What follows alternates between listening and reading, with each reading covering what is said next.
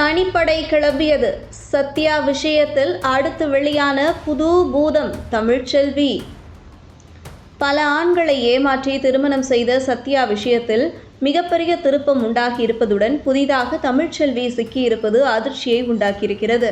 திருப்பூர் மாவட்டம் தாராபுரத்தைச் சேர்ந்த வாலிபர் ஒருவர் இவரது உறவினர்கள் தீவிரமாக திருமணத்திற்கு பெண் பார்த்து வந்தனர். கடந்த சில மாதங்களுக்கு முன்பு அன்பே ஆப் என்ற இணையதள செய்தி மூலம் கொடுமுடியைச் சேர்ந்த சத்யா என்ற 30 வயது பெண் மகேஷ் அரவிந்திற்கு பழக்கமாகியுள்ளார்.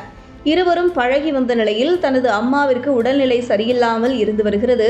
இதனால் எனக்கு மாப்பிள்ளை பார்த்து வருகிறார்கள் என கூறியதாக கூறப்படுகிறது. இதனால் அந்த வாலிபரும் சத்யாவும் பழனி அருகே திருமணம் செய்து கொண்டனர்.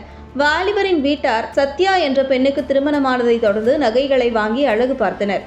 மேலும் சத்யா நடவடிக்கையில் சந்தேகமடைந்த மகேஷ் அரவிந்த் கேட்டுள்ளார்.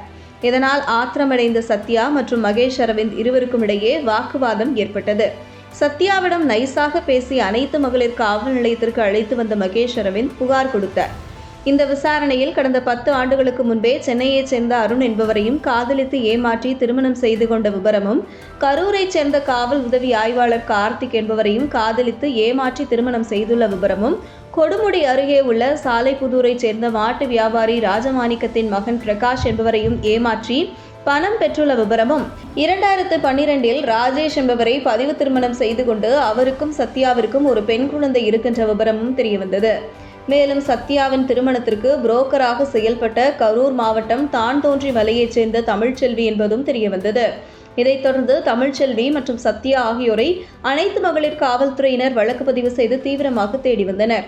மேலும் கல்யாண ராணியான சத்யாவின் இந்த திருமண மோசடி திருவிளையாடல் தமிழகம் முழுவதும் பெரும் பரபரப்பை ஏற்படுத்தியது.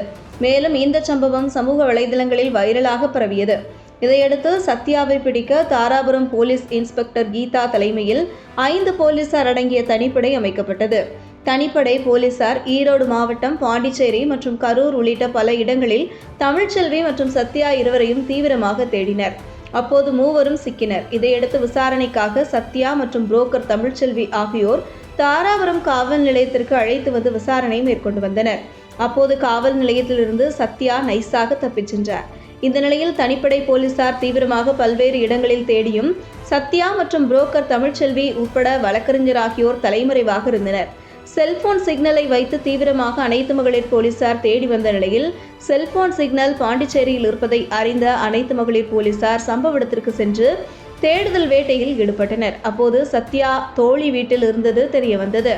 இதையடுத்து சத்யாவை போலீசார் கைது செய்து தாராபுரம் அனைத்து மகளிர் காவல் நிலையத்திற்கு அழைத்து வந்து விசாரணை மேற்கொண்டனர். இதுகுறித்து விசாரணை மேற்கொண்டதில் சத்யா மீது கொலை முயற்சி மற்றும் ஏமாற்றி பணம் பறித்தல் உள்ளிட்ட வழக்குகளில் கைது செய்யப்பட்டு பல்லடம் நீதிமன்றத்தில் ஆஜர்படுத்தி கோவை சிறையில் அடைக்கப்பட்டார். இந்த வழக்கில் தொடர்புடைய புரோக்கர் தமிழ்ச்செல்வி தலைமறைவாக இருப்பது குறிப்பிடத்தக்கது. தலைமறைவாக உள்ள புரோக்கர் தமிழ்ச்செல்வியை தனிப்படை போலீசார் தீவிரமாக தேடி வருகின்றனர்.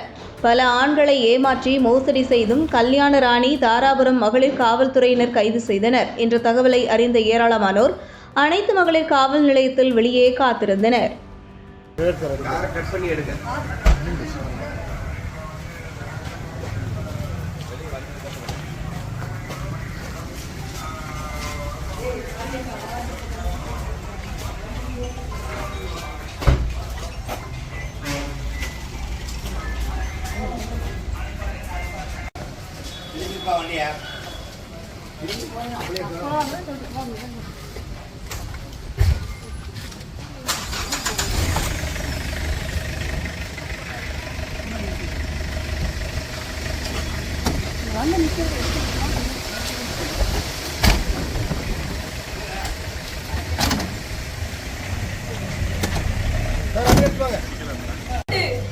வெளியே வந்துட்டு நான் எல்லா ஆதாரத்தையும் காமிச்சு உங்களுக்கு நான் எக்ஸ்பிளைன் சார். ஓகேங்களா? இது நீங்க எடுத்துக்கோங்க, ஒன்றும் தப்பு இல்ல. தயவு செஞ்சு எப்பவுமே அசிங்கப்படுத்த இல்ல. அப்படி யாரும் செய்ய மாட்டோம். நீங்க உண்மையை சொல்லுங்க. இல்ல இல்ல அந்த மாதிரி யாரும் செய்ய மாட்டோம். தற்கொலை பண்ணிக்கிட்டு அந்த வரைக்கும் பேசிட்டீங்க. இதுக்கு மேல பேச ஒண்ணும் இல்ல. ஒரு பொம்பளை பிள்ளை காசு இருக்கவங்க என்ன வேணா பண்ணலாம், நீங்க காமிச்சிட்டீங்க. அவ்வளவுதான் சார். பின்னாடி வந்துருங்க.